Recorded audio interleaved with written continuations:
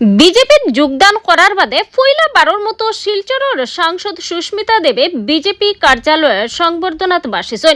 তৃণমূল কংগ্রেস ত্যাগ করিয়া ভারতীয় জনতা পার্টি বিজেপিতে যোগদানের বাদে পশ্চিমবঙ্গ থেকে রাজ্যসভার সাংসদ হিসাবে নির্বাচিত হওয়া সুস্মিতা দেব শনিবারে সকালে পয়লা বারোর মতো নিজের গড়র শহর শিলচরও পৌঁছেছেন। শহরও পৌঁছার বাদে বিজেপি জেলা কার্যালয় তানে খুব বেশি সংবর্ধনা আর অভ্যর্থনা জানানো হয়েছে।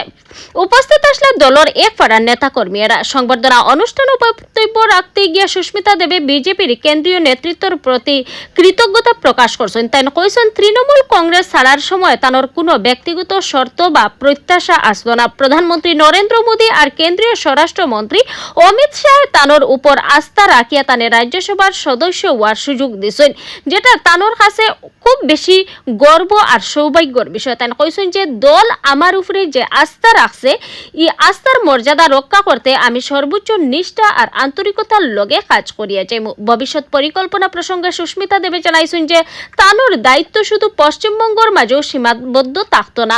আসাম বিশেষ করিয়া বরাক উপত্যকার উন্নয়ন, মানুষের স্বার্থ রক্ষা আর বিভিন্ন জনমুখী বিষয় লইয়াও তাই সক্রিয়ভাবে কাজ করবা। তার লগে লগে বরাকবাসীর পাশও তাহারও প্রতিশ্রুতি ফিরিয়া ব্যক্ত করছেন। তাই সাংবাদিকের প্রশ্নের উত্তরও তাই কইছেন যে দলের বিশ্বাস আর সাধারণ মানুষের আস্থারে তাই আগামী দিনের কাজের মূল শক্তি হিসাবে দেখছেন। জনস্বার্থে সর্বোচ্চ অগ্রাধিকার দিয়া তাই তানোর সাংসদ হিসাবে দায়িত্ব পালন করবা বলেও আশ্বাস দিচ্ছেন। দেখো বিস্তারিত। জেলার প্রত্যেক অফিস বেয়ারকে আর মঞ্চে উপস্থিত যারা নেতৃবৃন্দ রয়েছে, আমার সামনে যারা বিজেপির কর্মীরা রয়েছে, আমি অন্তরের অন্তঃস্থল থেকে ধন্যবাদ জানাচ্ছি। আজকে আমি প্রথমবার জেলা অফিসে পা রেখেছি, কিন্তু মনে হলো না যে এরকম একটা দফতরে এসেছি যেখানে আমার ভবিষ্যতে হয়তো আরো ভালোবাসা বাড়বে আপনাদের আমার মধ্যে। এবং গুরুত্বপূর্ণ কথা হলো যে একটা দল সত্যি বলতে গেলে একটা পরিবারের মতো হয়, এবং আপনারা যখন মাঠে যাবেন, যেটা রূপম সাহা সত্যিও সভাপতি বলেছেন, বিভিন্ন প্রশ্নের সম্মুখীন কিন্তু আপনারা হবেন যে এত দশক থেকে আমরা কিন্তু রাজনৈতিকভাবে একজন আরেকজনের বিরোধিতা করেছি। এটা অস্বীকার করলে আমার মনে হয় সঠিক হবে না। এই মন পরিবর্তনটা কেন হলো, এই প্রশ্নটা নিশ্চয় আপনাদের ভিতরে উঠে আসছে যে সুস্মিতা দেবের মন পরিবর্তন কেন হলো। আমার শুধু একটাই দুঃখ যে 2021-এ যখন আমি ভারতীয় জাতীয় কংগ্রেস থেকে পদত্যাগ দিয়েছিলাম, আমার একটাই ভুল ছিল, অগস্ট মাসে 2021-এ তখনই আমাকে ভারতীয় জনতা পার্টিতে আসা উচিত ছিল। আমি 5টা বছর সর্বভারতীয় তৃণমূল কংগ্রেসে মেম্বারশিপ নিয়ে প্রচুর চেষ্টা করেছি কাজ করার, কিন্তু এটা স্পষ্ট হয়ে গেছে যারা বলে যে বিচারধারা কি লড়াই है, আমরা তো শুনি পার্লামেন্টে টিভিতে কি বিচারধারা কি লড়াই है, তবে আমি বলবো যে আমরা নর্থ ইস্টার্ন স্টেটসের দিকে তাকাই, নর্থ ইন্ডিয়ার দিকে তাকাই, বা এখন আমরা বলতেই পারি যে সাউথের দিকেও যখন আমরা তাকিয়ে দেখি, এটার মধ্যে কোনো দুমত নেই যে ভারতীয় জনতা পার্টির যে আদর্শ বা আইডিওলজি আছে, বা আরএসএস এর যে আদর্শ আইডিওলজি আছে, প্রধানমন্ত্রী নরেন্দ্র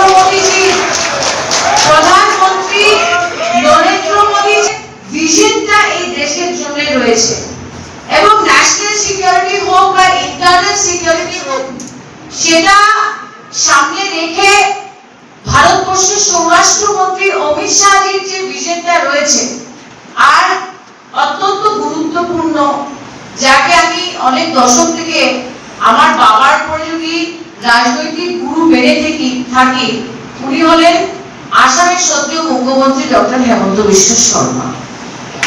এই আইডিওলজি, এই আদর্শ, এই ভিশনটার গ্রহণযোগ্যতা আজকে কাশ্মীর থেকে কন্যাকুমারী আর মণিপুর থেকে গুজরাট গুজরাট পর্যন্ত কিন্তু গ্রহণযোগ্যতা পাচ্ছে না, অস্বীকার করলে চলবে না। অনেকে বলেন যে আপনি আইডিওলজিক্যাল সামারসল্ট কেন মারলেন? আপনারা যখন মাঠে যাবেন মানুষ কিন্তু আপনাদেরকে জিজ্ঞেস করবে যে কি হলো, সুস্মিতাদেরকে তোমরা গ্রহণ করলেন, কি যুবমোর্চার প্রেসিডেন্ট ঠিক করেছি? কিন্তু আমি স্পষ্টভাবে বলে দিই, কি হয় আমরা যখন একটা পাঠশালার ছাত্রী বা ছাত্র থাকি, তখন আমরা ইতিহাস যখন পড়ি বা যে কোনো সাবজেক্ট পড়ি, আমাদের এই সাবজেক্টটা কে পড়ায়? ওই পাঠশালার অধ্যাপক বা হেডমাস্টার পড়ায়। তো আমি যে পাঠশালার ছাত্রী ছিলাম স্টুডেন্ট লাইফ থেকে, সেই পাঠশালার নাম ছিল ভারতীয় জাতীয় কংগ্রেস এবং তারপরে সর্বভারতীয় তৃণমূল কংগ্রেস।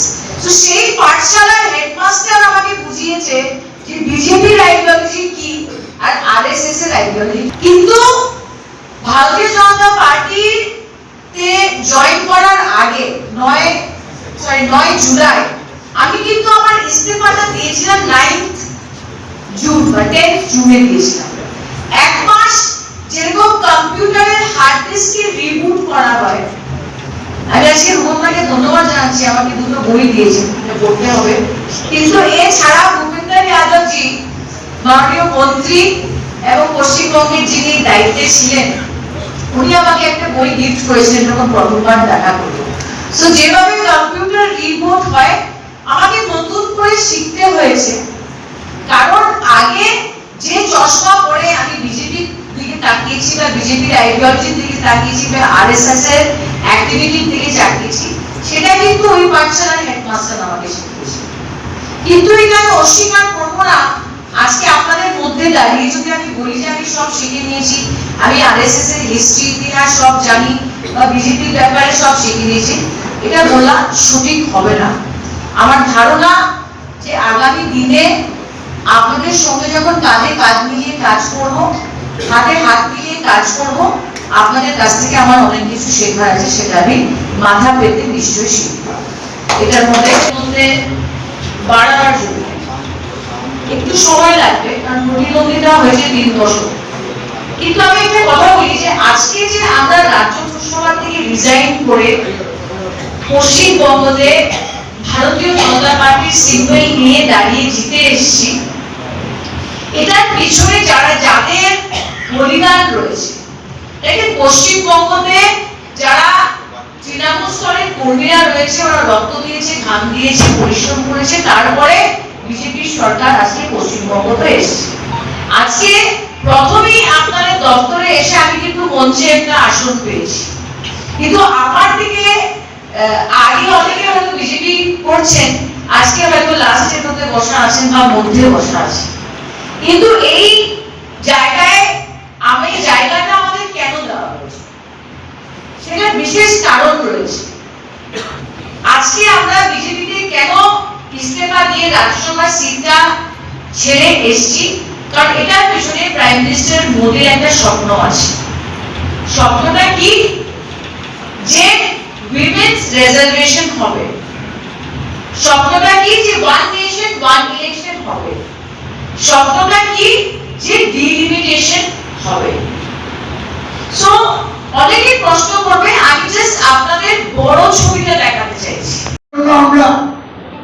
আমরা কাছাড় জেলার জন্য ভারতীয় জনতা পার্টির সংগঠনকে আরো তৃণমূল স্তরে আমরা পৌঁছে দেওয়ার কাজ আমরা সর্বশক্তি দিয়ে আমরা করব। আজকের দিনে আপনারা হয়তো অনেকে ভাবছেন যে ভারতীয় জনতা পার্টির আজকের যে সংবর্ধনা অনুষ্ঠান, এই অনুষ্ঠানে কিছুদিন আগেও তিনি অন্য দলে ছিলেন, আজকে উনি ভারতীয় জনতা পার্টিতে এসেছেন। ভারতীয় জনতা পার্টি এমন এক দল, যে দল প্রথমে রাষ্ট্র চিন্তা করে, তারপর দল, তারপরে ব্যক্তি। সেই দলের আদর্শ, সেই দলের নীতি নিয়ে আমরা দীর্ঘদিন ভারতবর্ষের কল্যাণের জন্য এবং ডক্টর শ্যামাপ্রসাদ মুখোপাধ্যায়ের যে চিন্তা, দীনদয়াল উপাধ্যায়, পণ্ডিত দীনদয়াল উপাধ্যায়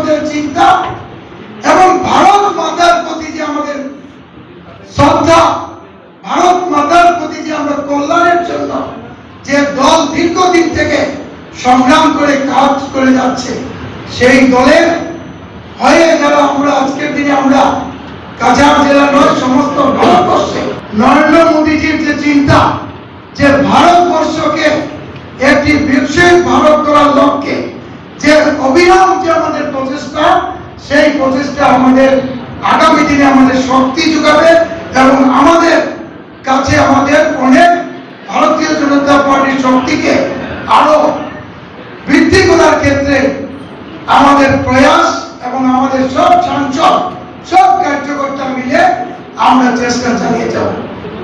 আজকের এই অনুষ্ঠানে আপনারা সবাই স্বল্প সময়ের মধ্যে আপনাদের খবর দেওয়া হয়েছে, আপনারা সবাই উপস্থিত হয়েছে।